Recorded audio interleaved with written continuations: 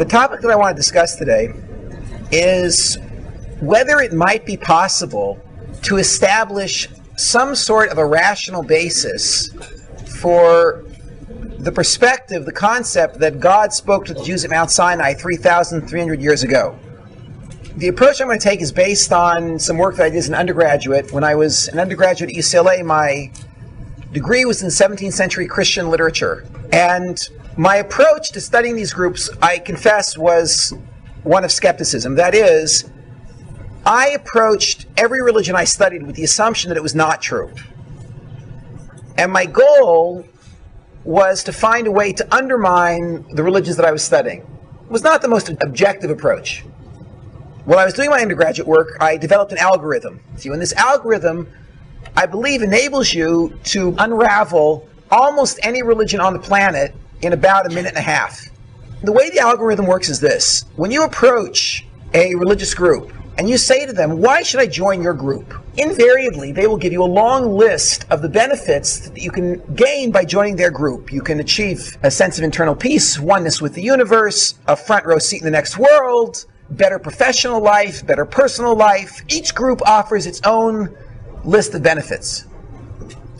Now, if you ask the particular group that you're speaking to, if you ask them, can I derive these benefits from any other religious system? Invariably, they will tell you, no, of course not. Only with us. Which means they possess secret information that nobody else has. So then if you go the next step and you say to them, so let me ask you something, where did you get this information? Then they will reveal to you something which I have dubbed the revelation narrative.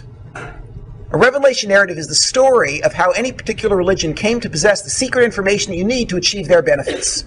All revelation narratives, in every religion I experienced, follow a pattern.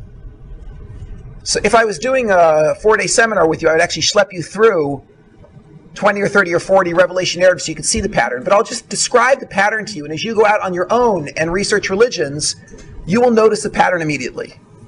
Christianity begins when Paul his name was actually Shaul, he was a Jew, is walking alone on a road on the way to Damascus, and he has this revelation. Jesus appears in front of him, tells him the whole story of his life. At this point, Jesus had been dead for 30 years, according to the Catholic Church. Jesus appears, tells the whole story of his life. Shaul, the Jew, converts on the spot to become a Christian, changes his name to Paul, comes back from this lone walk and tells the world, I've discovered Christianity, and that's the beginning of the religion. One man's lone experience on the road to Damascus. Islam begins when Muhammad drops to the ground in what looks like an epileptic fit, gets up from the ground, wipes the foam from his mouth, and explains that that was not an epileptic fit. Really, that was a prophecy. And this is what God told me. Not you, of course. You were not privy to this prophecy, but I was told. And this process continued for many years. And during this time, Muhammad dictated the messages that he found in his head after these experiences. And this became the Quran, a collection of surahs, a collection of these records of revelation. Again, one lone man's experience. Buddhism begins when a wealthy Eastern prince, Siddhartha Gautama, settles beneath a Bodhi tree. With his body sitting beneath the Bodhi tree, his soul ascends to the 8th stage of transic insight. He achieves knowledge of all there is to be known and becomes a Buddha, a god of sorts. And out of the kindness of his heart, he came back down into his body so he could spread this technology among mankind. There have been other people in Buddhism who experienced what Buddha experienced, what Siddhartha Gautama experienced. In fact, in the history of Buddhism, according to some groups, there were as many as 44 people who achieved the state of being a Buddha. But of course, we only know that because Siddhartha Gautama told us. There is no other person who's ever met any of these other people who made it to the 8th stage, besides Siddhartha Gautama himself. So again, you have an entire religion passing through one man. The same is, of course, true of the modern cults. Whichever modern cult you investigate, whether it be the Mormons with Joseph Smith Jr., hiking alone in the mountains, discovering these golden tablets, translating the tablets with a dictionary. The tablets were written in Reformed Egyptian, which is a language only known to Joseph Smith. Thank goodness, right next to the tablets, there was actually a dictionary that translated from Reformed Egyptian to modern English, which was very convenient. And when he was done translating the tablets, he then destroyed the tablets and the dictionary and only brought back the Book of Mormon. Because what do you need the tablets for anyways, you know? And that was the launching of the Mormon religion. All the modern cults start the same way. One or two people have a revelation and persuade others to follow. And in all these cases, the credibility of the religion rests on the credibility of its one or two founders. If they're telling the truth, the religion is true. If they're telling a lie, the religion is a lie.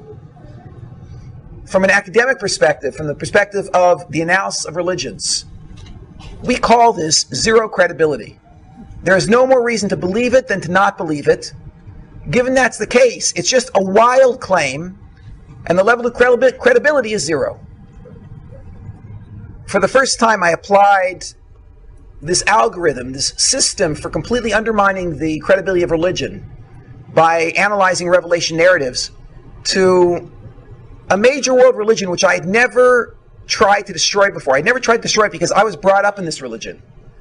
I was brought up as a Jew, and from the time I was a little kid, it was obvious that Judaism is a joke. So I felt like, from an academic perspective, it was a little bit dishonest to set up this straw man, Judaism, and then knock it down using my algorithm. Nevertheless, when I graduated university, I applied the algorithm to Judaism, and everything just sort of fell apart. And that's what I want to try to describe to you. I bought a copy of the Torah, and I opened up the book and I started to read. And it really reads like any other revelation narrative. It reads like all these other religions. You open up and it says, God spoke to Abraham. Yeah, right! Then God spoke to one man, Isaac. Uh-huh. Then he spoke to Jacob. Yeah, sure. And this is just classic myth. I finished off the first book of the Bible. It was quite interesting. Got to the second book. Interesting stories about the plagues in Egypt. It's a bit difficult for me to understand, but okay, mythologies can be passed along. Then I get to the section of the Torah called Parshas Yisro. And for the first time, I see verses dealing with the Sinai event. And it's clear as you're reading the story, this is the genesis of Judaism. And of course, what the verses there say is that approximately 600,000 adult men who were married to approximately 600,000 adult women, that's 1.2 million people between the ages of 20 and 60, and about 1.8 million seniors and children, a total of about 3 million people, stood at the foot of a mountain called Sinai in the middle of a desert. And all 3 million people, every single man, woman, and child in the Jewish people, heard God speak. Okay, now I realize this has to be a lie. I mean, this can't possibly be true. It's a mythology like all the other mythologies. What struck me as interesting was the level of chutzpah those Jews have, yes, to make such a claim, that they actually believe that, as opposed to all other religions which start with 1 or 2, the Jews, of course, believe that theirs started with 3 million. My only question was, how did they start this lie? And I want to be very specific. What we used to do when we would do analyses of religions was we would come up with very practical, very reasonable, very concrete and detailed scenarios describing exactly how the religion started. Muhammad gets up off the ground and says it really wasn't epilepsy, it was really prophecy. That's very concrete. You can imagine him then telling a group of people that I experienced prophecy and here's what I heard. Joseph Smith Jr. comes back with this book and says there were golden tablets and I destroyed them and here's the book. What I needed to do was, in order to unravel Judaism, I needed to come up with a concrete, reasonable scenario which would describe how the initial lie was told. We know that there was an initial lie told because every copy of the Torah that you find in any Orthodox, conservative, Reform, Reconstructionist, nudist group, like every place on the planet, all of their copies of the Torah read the same. 3 million people heard God speak. So at some point somebody told that lie. Now what I want to know is, what did the scene look like, concrete, when this person or group of people told the lie that 3 million people had heard God speak? After several months of analysis, I came up with the following idea. I believe that the initial lie that launched this mythology called Judaism must have taken one of 3 forms. It either had to be what I call the past lie, the present lie, or the future lie. Okay, now I'll explain exactly what I mean. Let's start with the simplest scenario. The simplest of these is the middle scenario, the present lie. And then from there I'll move to more complex scenarios, the past and the future lie. In the present lie, what happens is a charismatic cult leader or a group of leaders comes to a group of cult followers and he says to them, this is the present lie, "You just now heard God speak. And he said these words." Now I'm going to quote the lines from the Torah. "You heard him say, 'I'm the Lord your God. You should have no other gods before me. Moshe, Moshe, come up to the mountain. I'll give you the rest of the Torah.'" This is what the Torah claims, that every single Jew heard these 3 things. "I'm the Lord your God. You should have no other gods before me. Moshe, Moshe, come up to the top of the mountain. I'll give you the rest of the Torah." Now, how do I pull this off? Whatever, I'm a very charismatic leader, you're crazed slaves, like whatever the scenario is, somehow I persuade you to buy this. You say, "Amen!" and the whole thing is up and running. Okay. That's the present theory. We'll come back and do an analysis of this shortly. Let's move to past theory. Past theory works as follows. In past theory, I come to you and I say to you, "You heard nothing. 0. However, long ago, your ancestors stood at the foot of a great mountain in the Sinai desert. And there, they heard God speak. All of your ancestors were there. And they heard God say, 'I'm the Lord your God. You should know the gods before me. Moshe, Moshe, come up to the mountain.' And at that point, they all became Orthodox Jews." Now realize this is a lie. In other words, this is just what I'm telling you. Somehow I persuade you of this. You might ask me then, why doesn't my mother know? Why doesn't my grandmother know? And of course, the true answer to that is because I just made this whole thing up 15 minutes ago in the other room. But I claim the reason your mother or grandmother doesn't know is because after the Torah was given and your ancestors accepted it, they all became Orthodox Jews. Then the Torah was carried for a period of 3 or 5 or 10 or 15 generations, and there was a disaster. What happened was, fill in the blank, there was an earthquake, there was a war, massive assimilation, whatever scenario you want to come up with. And the tradition was entirely forgotten from all of your families, which is why don't bother asking your mother about it. She won't know. Don't bother asking your grandparents or your great-parents. They won't know. And now my name is not going to be Moses now. My name is Fred. I've come to give you back your tradition, your heritage, the Torah, which I think the ink is just about dry on, and then I hand it to you. There is present theory. The Sinai event just took place. There's past theory. The Sinai event took place long ago. There's one other possibility, and I'm including this just for the sake of completeness. The other possibility is what I call future theory. In future theory, I come to you and I say, you heard nothing and your ancestors heard nothing. However, someday, your descendants will sit at the foot of a mountain called Sinai. There they will all hear God speak. He will say these words, "I'm the Lord your God, you should know the gods before me. Moshe, Moshe, come up to the mountain." Moshe will then go to the top of the mountain, he will receive the Torah, and here I'm giving you guys an advanced copy. And then I hand you the book. Now, again, just for the sake of completeness, realize there cannot be another theory. Because since it says in every copy of the Torah on the planet, the 3 million Jews heard God speak at Mount Sinai, at some point somebody must have told that lie. When they told that lie, where did they place the Sinai event? The only possibilities are past, present, and future. Therefore, there cannot be another theory. What I want to do now is a very initial, superficial analysis of these three theories, pointing out what I consider to be light problems, not significant problems, with all three theories. And then I'm going to introduce you to what I call the bomb, which is a difficulty which I think unravels all three theories in one shot. First, the light problems. Let's start with present theory. In present theory, I come to you and I persuade you that you just heard God speak, and then I hand you the Torah and you accept it. Now, to appreciate why this theory is not accepted on any university campus, that is, there are no modern secular biblical critics who believe in present theory. And the reason is because of a small problem called Applewhite theorem. And I'll try to explain how this problem works. A few years back, there was a gentleman by the name of Marshall Applewhite. Marshall Applewhite was one of the most talented cult leaders in California history. And I mean, if you made it in California, you're doing good as a cult leader, yeah? And he started two small cults.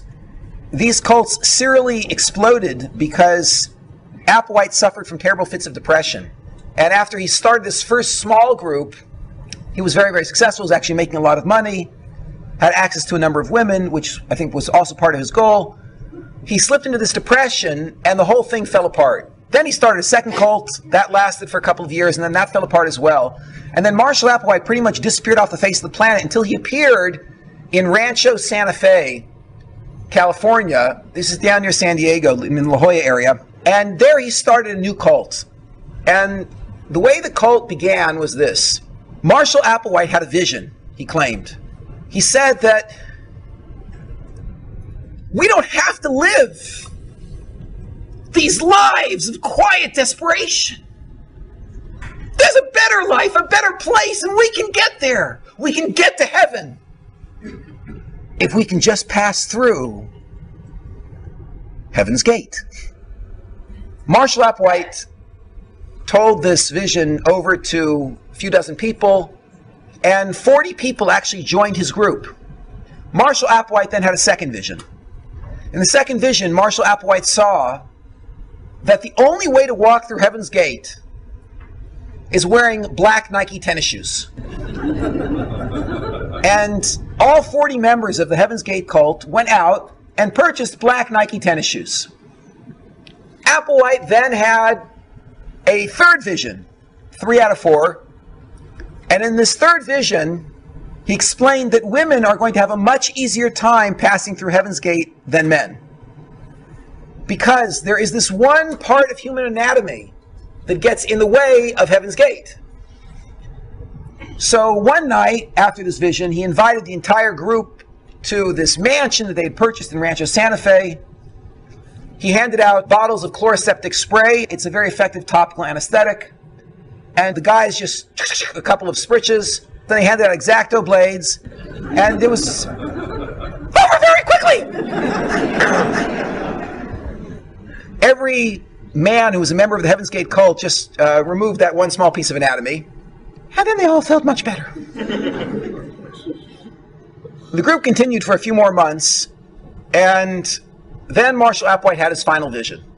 I don't know if you'll remember, but a few years back, there was a comet that passed Earth called the Hale-Bopp comet.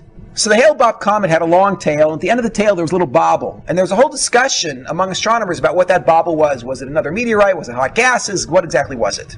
And Applewhite told the group that the bobble at the end of the Hale-Bopp comet is the spaceship that's coming to pick us up. And he had a meeting of the group. 39 out of the 40 members of the cult made it to that meeting that night. There was one member who didn't know what was going to happen, who couldn't make it that night.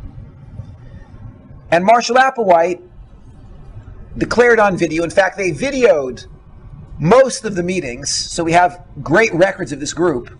Marshall Applewhite declared on video that the time had come to ascend into the spaceship, and the only way to ascend into the spaceship was to consume a lethal dose of phenobarbital and then tie a hefty plastic trash bag over your head. So on video, there were 39 members of the Heaven's Gate cult who declared their faith in Marshall Applewhite, consumed a lethal dose of phenobarbital, tied a plastic trash bag around their head, and laid down and died. At which point Marshall Applewhite, who was slipping into depression again at that time, said on the video, "Ha ha, what a joke." Then consumed the phenobarbital himself and laid down and died. The reason that you all, or many of you probably have heard of this group, I'm curious, how many of you have heard of Heaven's Gate? Yes, most, everyone in the room. The reason you've all heard of this is a total fluke. That this whole event happened to have happened 20 minutes from UC San Diego. And UCSD happens to have one of the best research departments on cults on the planet. And they dispatched a team from UCSD to follow the investigators around as they were cleaning up the mess at the Heaven's Gate cult. UCSD ended up doing this whole research project on Marshall Applewhite and his group. And what they discovered was this. Every single member of the Heaven's Gate cult had an undergraduate degree. There were many members of the Heaven's Gate cult who had advanced degrees, master's degrees, PhDs, JDs, MDs. These were highly intelligent people. More, they found that not one member of the Heaven's Gate cult had any record of psychological counseling before joining the cult. So there's one of two possibilities for this. One possibility is that these people are so not well, they didn't know to go get counseling. And the other possibility is that they were so well that they were not part of that 50% of the population in America that actually goes at some point to get counseling. So in order to clarify which was true, the researchers spoke with the families. And it turned out the families said that their relatives were completely normal, totally 100% stable before they joined this group. So you're talking about completely normal, psychologically stable people, well-educated, highly intelligent, who one day went nuts. People are gullible. And given a charismatic leader, they will believe anything, even something that asks them to act self-destructively. Clause A, people are gullible. They will believe anything, even something that asks them to act self-destructively. Clause B, as long as the lie cannot be checked. People are gullible and will believe anything, even something that asks them to act self-destructively. Key, as long as the lie cannot be checked. When Marshall Applewhite said that he had a vision that the only way to ascend to this spaceship that's coming to pick us up is to down a lethal dose of phenobarbital, is there any way to check that lie? No. Which is why it was believed. Now the truth is, Applewhite theorem explains the genesis of every religion you have ever heard of. Paul comes back from a walk to Damascus and says, I just met Jesus on the road. Can you check that lie? Siddhartha Gautama says, I just came down from the 8th stage of transic insight. Can you check that? Muhammad says, I just had a revelation. Joe Smith says, I found this golden tablets. With all of these religions, they conform to Applewhite theorem. That is, they all begin when one or two people have a revelation. That revelation is not checkable. The leader is charismatic and everybody believes it. Okay, let me ask you a question. Why did Marshall Applewhite say, the spaceship that dropped you off here is coming to pick you up? Have some phenobarbital. Why didn't he say, the spaceship that dropped your mother off here is coming to pick us up? Or your grandmother? So of course the answer is because if someone told you a lie, that your mother was dropped off here by a spaceship, which is now coming to pick you up and have some phenobarbital, you might make a phone call. And if one of you makes a phone call and your mother says, that's a cult! So you're going to be out of there immediately. As soon as the lie can be checked, you'll spread the word, the entire cult will disintegrate. The theory is, any groups that ever attempted to start with a lie that does not conform to Applewhite theorem exploded. That's why we have no record of them. Because you cannot get away with a lie that is checkable. The main problem with present theory is that it does not conform to Applewhite theorem. In present theory, how does it work? I, Moses, come to you, the Jewish people, and I say to you, yes, you all just heard God speak. He said, I'm Lord your God, you should have no other gods before me. Moshe, come up to the mountain. And what could I do? He called, I had to go. I came down, and here's the book he gave me to give to you. But ladies, gentlemen, before I hand it to you, I just want to give you a preview of coming attractions so you're not shocked when you get to page 78. Yeah, we'll start off here. This is one for the guys. Listen, guys, there is a man handing out X-Acto blades. Each one of the guys, please take one. Yes. It says here what you're supposed to do is, this is on page 78 of the Torah scroll. It says what you do is you spread your legs, let's see, shoulder width apart. That's correct. Then hold the X-Acto blade, it says, in your right hand, and then with a smooth downward motion. Wow, like that. It's over very quickly. That was man hyperventilating. Calm down. No, it's only the end you have to cut off. It's not the whole thing, yes? What do you mean, why should you do this? Well, the gods who you heard speak told me to tell you this. Now, ladies, gentlemen, can you imagine being a little bit, I'm sure the men can imagine, being a little bit hesitant to believe this? If you hadn't heard God, you might not be willing to take this on. Here's another one. There are dozens of these. Ladies, listen, don't worry. We're not going to be walking through this this desert forever. Eventually, we're going to be out of this. We're going to come to the land of milk and honey. Ladies, you're all going to get apartments in Haifa and in Beersheba. For $250,000, you can get one in Harnof. Come, it's going to be wonderful. Just follow me. But listen, I want to warn you, ladies, when you get to page 237 of the Torah scroll, there's this commandment. I should tell you about it before I hand you the book. It says here that, 3 times a year, at pre-announced periods, that's Pesach, Sukkot, and Shavuos. So all of us able-bodied men, anyone of fighting age, we are all going to abandon you on the borders. And we're going to go up to Jerusalem and have a party. Oh, ladies, I know what you're worried about. You're concerned that perhaps the Egyptians or the Lebanese or the Jordanians or the Syrians are going to come pouring over the borders and rape, rob, and pillage. Ladies, don't worry. The God that you heard speak is going to protect you. Now, you can imagine someone being a little bit hesitant. Here's one of my favorites. Ladies, gentlemen, listen. When you get to page 592 of the Torah scroll, realize this is going on 1200 BCE. Yeah, at this point, there's no electricity. There's no freeze drying. In those days, when there was a good crop, people lived. When there was a bad crop, people starved to death. So it says right here in the Torah, this is the book I'm about to hand you, that, once every 7 years, we're not going to plant. No, you misunderstood what I meant. You thought I meant that you'll plant the first year, and then you'll plant the second year, you'll plant the third year, the fourth, the fifth, the sixth, the seventh, and this way we'll rotate our crops, and the land will always be fertile. No, that's not what I meant. What I meant was, once every 7 years, none of us will plant. Isn't that a great idea? Because of Applewhite theorem, this is rejected in secular circles. In secular academic circles, this is considered to be a joke. Now, there are people who don't have a background in religions who try in some way to make this whole present theory fly despite the problem of Applewhite theorem. People come up, people who don't have a background, don't know what works and what doesn't work in human psychology, will say, they were a bunch of, crazed slaves, and there was, mass hysteria, and they were hallucinating, and whatever. They just believed what he said because they were all fools.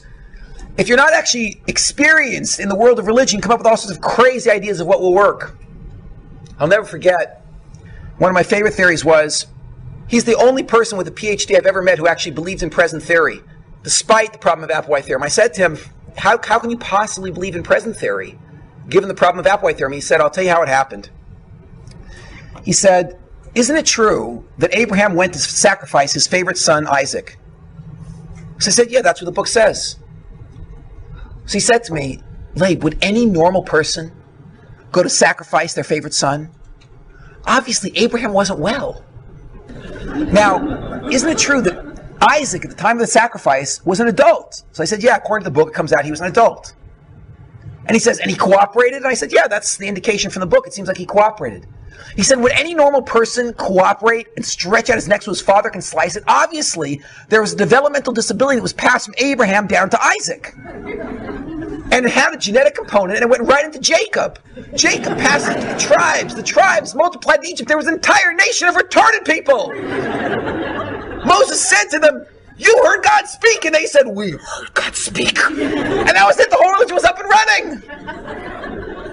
So I said to him, listen, about you, I believe this. But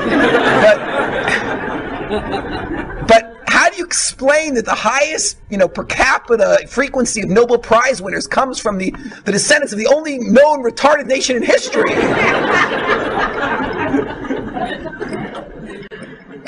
Someone told me when they left Egypt, it said in the book that they each walked out with only one box of matzahs.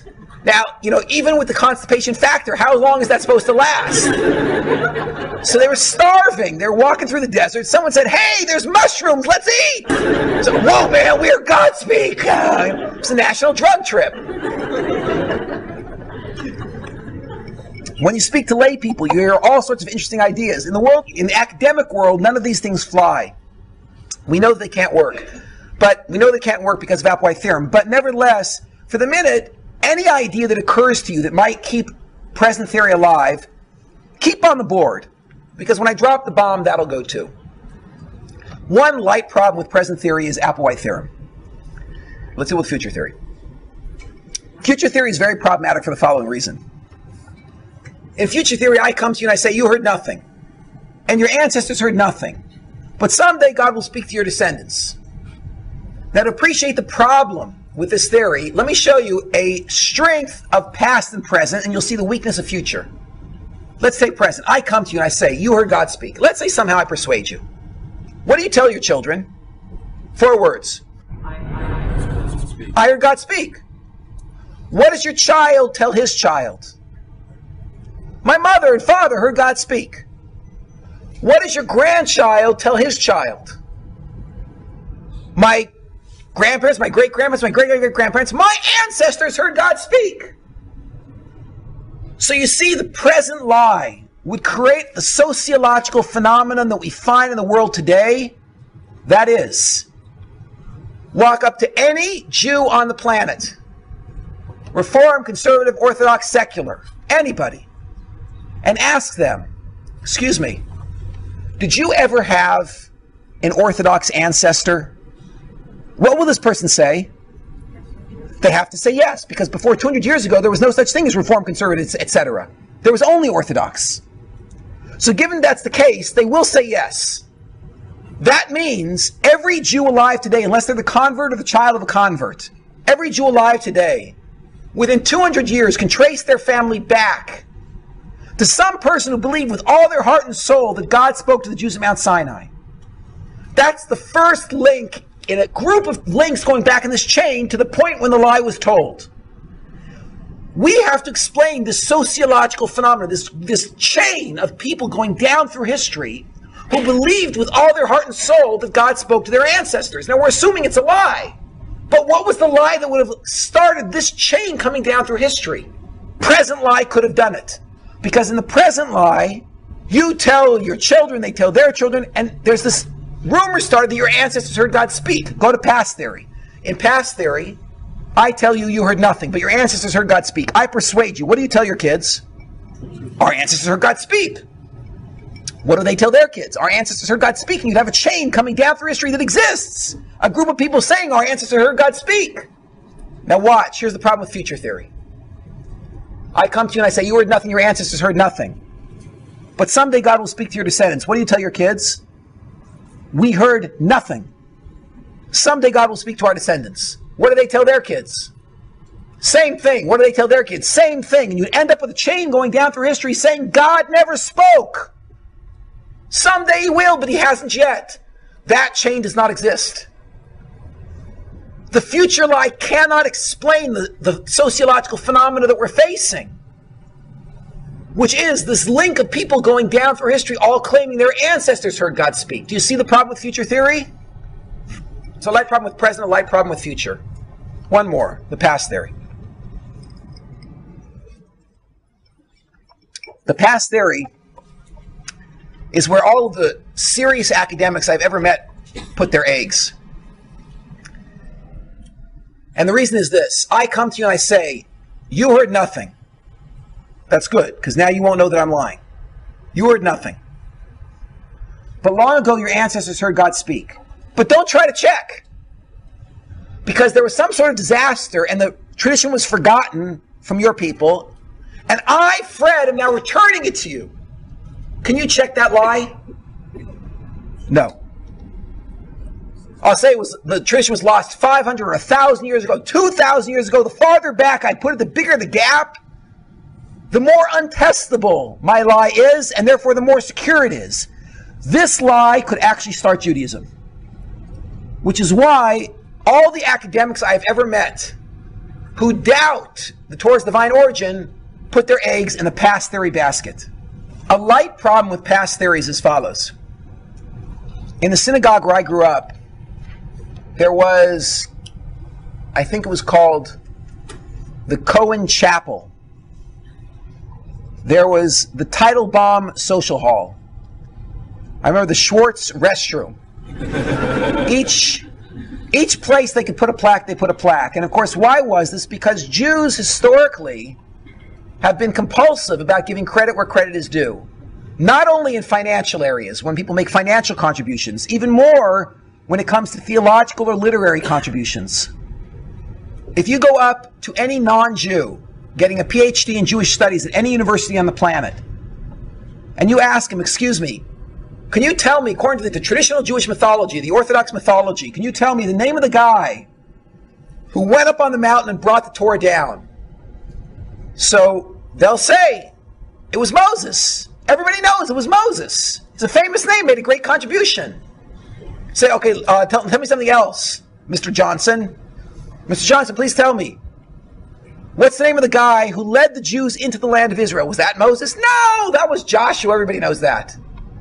Okay, let me ask you, what was the name of the guy who brought the Jews back from Babylonian exile into the land of Israel and started the Second Temple period? Well, that was Ezra. Okay. The name of the man who codified the Mishnah? Oh, let's see, that was Judah the Prince. Okay, tell me, what was the name of the guy who put together the Gemara? That was two fellows, Mr. Johnson will say. That was Ravina and Ravashi. These are all famous names. We know the names of everybody who made a great contribution in Jewish history. Now think about this for a minute. The single most important person ever in Jewish history, according to past theory, is Moses. For Moses went up on the mountain, received the Torah, and brought it down. He gave it to the Jews accepted it, they all became religious. They carried it for several generations. Then there was a disaster, was lost. And for 2,000 years, nobody knew about Torah. Until the second most important person ever in Jewish history arrived on the scene. And his name was Fred! Now, the problem here is, in an otherwise comprehensive Jewish history, there is no record of the greatest crisis ever in Jewish history. That is 2,000 years of the Jews knowing nothing about the Sinai event. And there's no record of the second most important person in Jewish history, Fred! I actually ran a little experiment. This was actually quite entertaining for me. I went to an elderly rabbi in Jerusalem, someone who has a consistent tradition going all the way back to Europe, and I asked him, all this Jewish stuff, how do you know it? How do you know it's true? And he said to me, I heard it from my Rebbe. I said, yeah, what's your Rebbe's name? So my Rebbe's name is Rabbi Yerucham Levavitz. I said, yeah, when did he live? When did he die? He gives me the birth dates, the death dates. I check it. I find several books that actually indicate a relationship between Rabbi Yerucham Levavitz and this guy. And I accept, okay, there probably was a relationship, this man probably existed. Then I start doing research. Who was Rabbi Yerucham Levavitz's Rebbe? And I find several Jewish books all saying that Rabbi Yerucham Levavitz was a student of Rav Simcha Zissel Ziv. I trace it back. Who was Rav Simcha Zissel Ziv's Rebbe? Well, he learned from a fellow by the name of Rav Yisrael Salanter. And I confirmed from 4 different sources there actually was a relationship. And so I played the game until I produced this document. This is a fascinating document. On the bottom right is Rabbi Yerucham Levavitz, the Rebbe of the man I was speaking to. On the top left is Moses at Mount Sinai, with birth dates and death dates. Now, this is one of thousands and thousands of Torah traditions you could produce. Now, I'm not telling you, God forbid, that this is true. What I'm telling you is, this is what those Orthodox Jews believe. I got this from their sources. And what's strange is, every single year in a 3,300-year-old tradition is accounted for. There's no record of a gap. And there's no record of a man anywhere on this list who, after 2,000 years, brought the Torah back to the Jews. So one problem with past theory is, if it started when I told you that, yes, we just recovered from a 2,000-year gap and I afraid I'm restarting it, you might mention that to your children. And they might mention to their children there would be such a record in Jewish history, and no such record really exists. Which made me question whether or not, in fact, Fred could have ever existed. So there's a light problem with present theory, the Applewhite theorem. There's a light problem with future theory. It wouldn't start the sociological phenomenon that we're looking at, which is a group of people moving down through history who believe that God already spoke to their ancestors. And there's a light problem with past theory. There's no record of Fred. But none of these impressed me until I hit the bomb. And here I'm going to conclude. Imagine that I hold up for you a solid gold, 14-karat gold pen. And I show you that this pen is not only 14-karat gold, but it writes with 14-karat gold ink. So you say, Labe, that's a nice pen, but you're a Jewish teacher. Where'd you get one of those? So I say, you're right. On my salary, I can't really afford these. What I did was, I have this handy-dandy chemical equation which enabled me to convert blue plastic into 14-karat gold. Alchemy, I did it. Here it is. There's the formula. And you say to me, Labe, how interesting. Could I borrow that for a few minutes? And you run off with this thing, you copy it, and you hand it out to 50 groups of chemists and physicists to see if I was lying or if I told the truth. And you take this document, you give it to them all, and for 30 years, 3 times a day, these 50 groups of physicists try to reproduce my experiment to see if I was lying or telling the truth. And at the end of 50 years, they all come back, and they throw the paper on the table and they say it didn't work. Tell me, what do you conclude? Was I lying or telling the truth? I was lying. You're right. Now let me explain how you know that I'm lying. Because all of you accept as the fundamental principle of science, the backbone of the scientific method, that anything that is natural will happen more than once. I can't say I just got lucky. If it happened once, it will happen twice. And if you can't do it a second time, it's because it can't be done naturally. I did my work at UCLA on what we call North Campus. North Campus is where we deal with the humanities. I had friends on South Campus. On South Campus, everyone was well familiar with this principle of science. Anything that's normal happened more than once. On North Campus, we adopted the same principle. I have friends who are in the history department there. I know that some of you studied history. Within history, they borrow this principle that anything that's normal will happen more than once. And they come up with their own algorithm, their own theorem. And that is 3 words. History repeats itself. And for anyone who's ever studied history, you know that it's true. Now, not in gruesome detail. There was never another Napoleon, and there was never another French Revolution. However, events like the French Revolution have happened over and over and over again in history, and men doing things generally like Napoleon did do repeat. That is, the generic themes happen over and over again. The itsy-bitsy details you don't see more than once, usually. We, in the study of religions, borrow the same principle. In fact, one of my assignments at some point was to try to isolate the minimal number of themes I could come up with, which would allow me to produce every revelation narrative, every religion on the planet. And I actually produced every religion on the planet with 25 puzzle pieces. That is, if you give me 25 themes, the themes that I specify, general themes, I can create any religion on the planet. There's the man who achieves great wisdom and then comes down and heals people. There's the person who becomes God incarnate, right? There's 25 themes. I can create any religion you want except for one. There's one religion I can't create. There's one unique claim which is not specific, which is generic. That is only once in 4,000 years of recorded human history was there ever a group who said, quote, God spoke to a group of people. Doesn't have to be 3 million in the science. God spoke to a group of people. That only happens 1.5 times in human history. Once by the Jews, and once half a time in another case I'll describe momentarily. How does this work now? Let's apply the theorem. Let's say you come to me and say, I'll tell you how it happened. It was a national drug trip. So I say, great, gosh, why didn't I think of that? A national drug trip, that could do it. Let me ask you something. Is a national drug trip a natural event? Now you want to defend your theory, so you say, yeah, it's natural. I say, let me ask you a second question. Do natural events happen more than once? You say, yeah, of course. I ask you a third question. Did that ever happen again?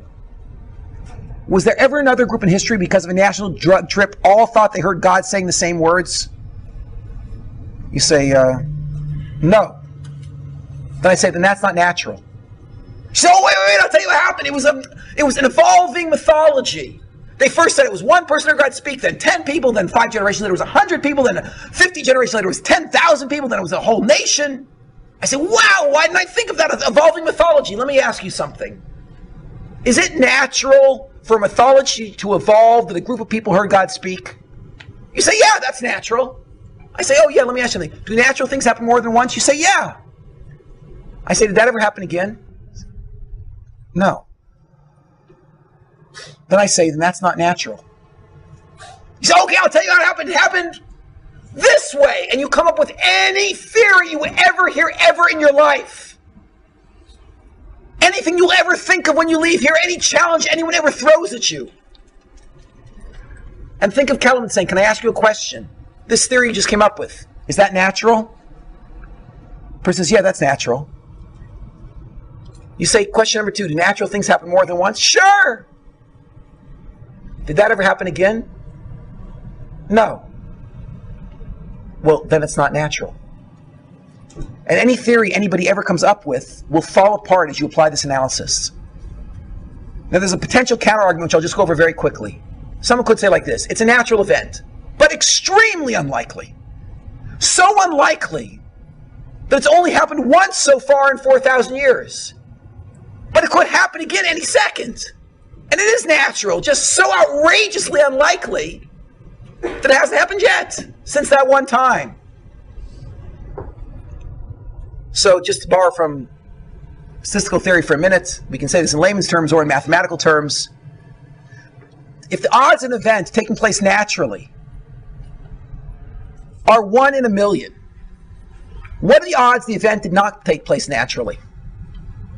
That is, what is the odds the event is somehow rigged? 999,999 out of a million. What are the odds of me taking a couple of dice, throwing the dice onto the table, and I tell you I'm the luckiest guy in the world, watch this, I throw the dice onto the table and boom, double sixes pop up. What are the odds that would happen? 1 in 36. 1 in 36 that I'll get double sixes. Now, let's say I tell you, oh, that's nothing. You want to see really lucky? I take the dice, pull them back again, boom, throw them again, and they come out double sixes a second time. What are the odds of getting double sixes twice in a row?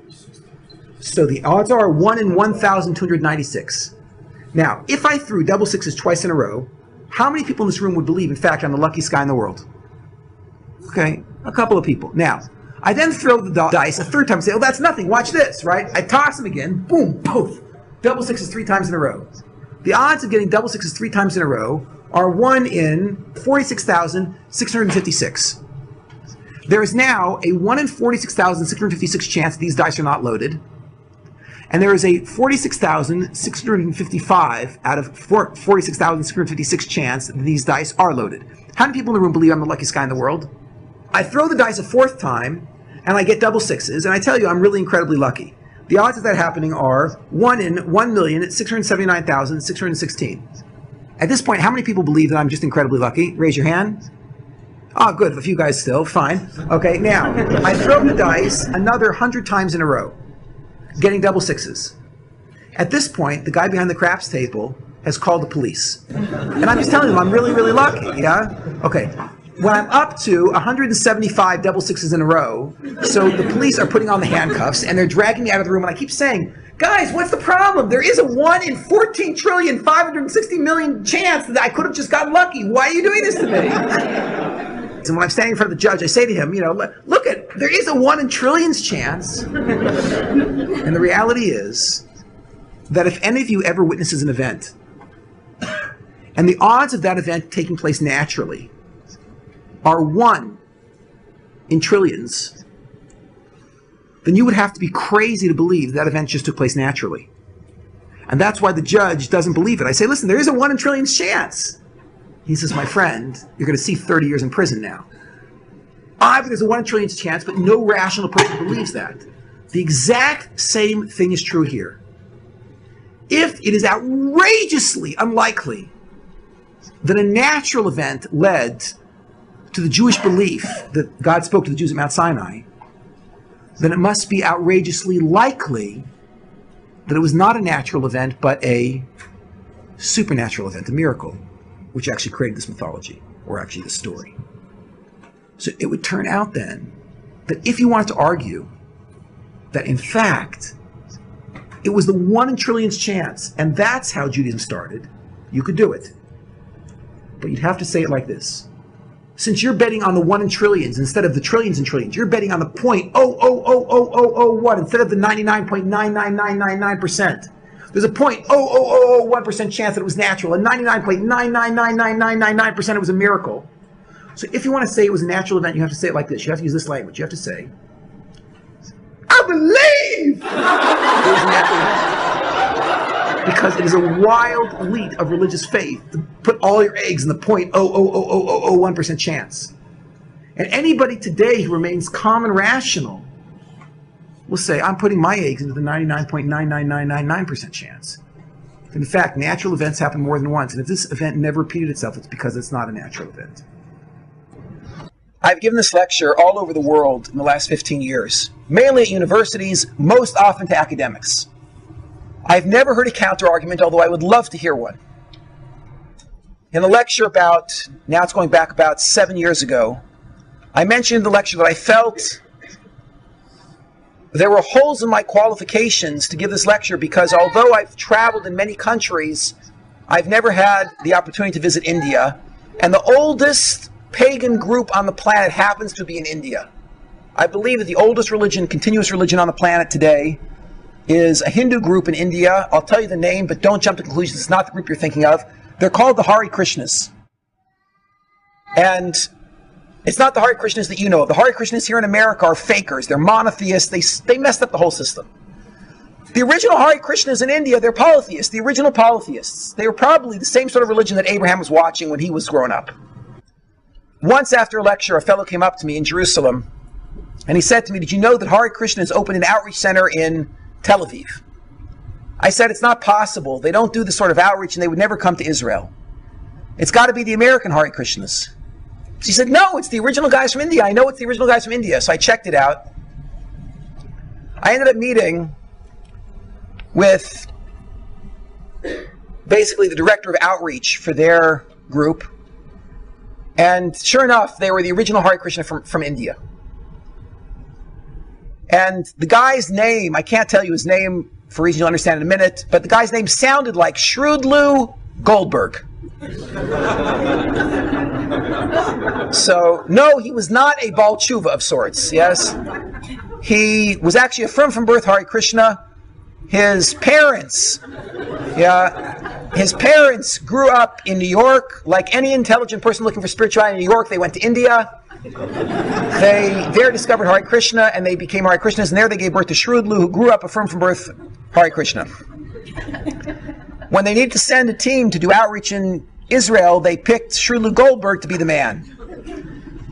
So he came, and I'm sitting with him. I said, Shrewdlou, let's cut to the chase. I just want to know, what's your revelation narrative? Shrewdlou says to me, oh no, Mr. Kellerman, that's not how we do things. Okay, so I had to adjust a little bit. I said, okay, Shrewdlou, how do we do things? Shrewdlou says to me, here we share. He says, Mr. Kellerman, first you tell me your revelation narrative. It's like, this is unbelievable. Shrewdlou Goldberg wants to hear the Jewish revelation narrative. I just like loaded my rifle and fired with both barrels, you know. The poor guy, for an hour, I told him the entire lecture that I've told you. I didn't mean to come to, drag some Jew back to his heritage, but like, what can I do? God brought me here, you know.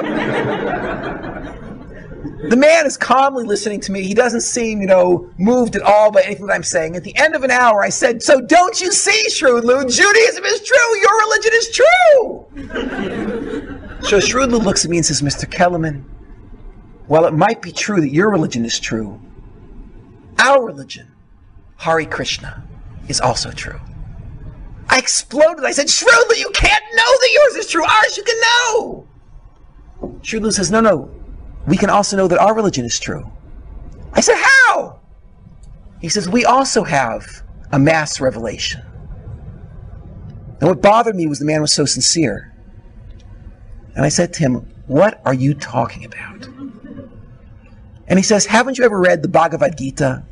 And I said, you're darn right I've read the Bhagavad Gita. It's a famous Hindu tract. It's about a battle between two peoples. He says, Mr. Kellerman, at the battle of the Bhagavad Gita, how many people were present? There were 3 million. He says, yes, Mr. Kellerman, and we have an oral tradition that at the battle of the Bhagavad Gita, our chief god, Krishna, descended in the sight of all 3 million people. He spoke to them and all 3 million people dropped dead just like your people at Sinai. So I turned white. I didn't know what to say. I was trying to picture, how am I going to look in a toga?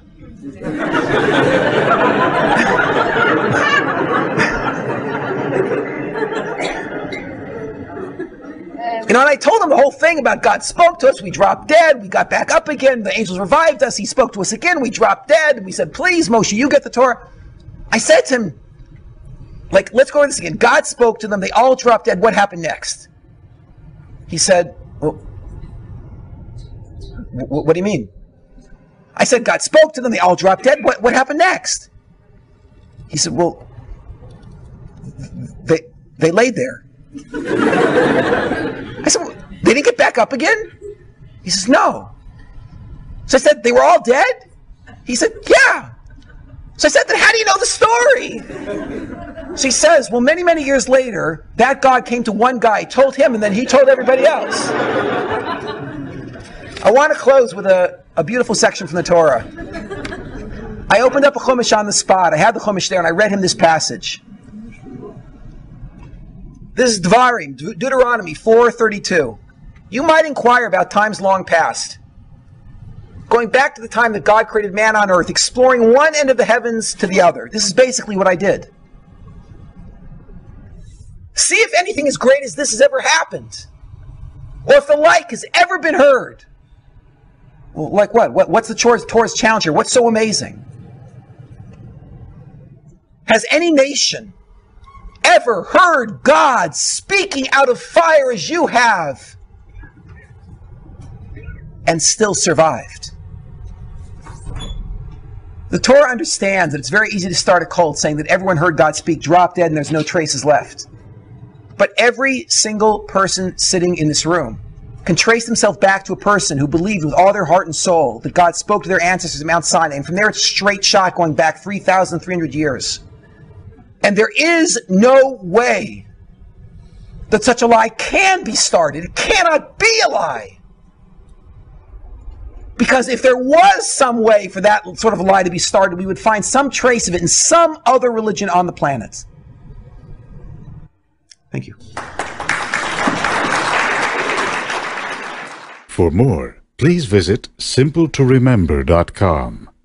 Handpicked Jewish articles, audio and videos. Only the good stuff. All free. No sign-up.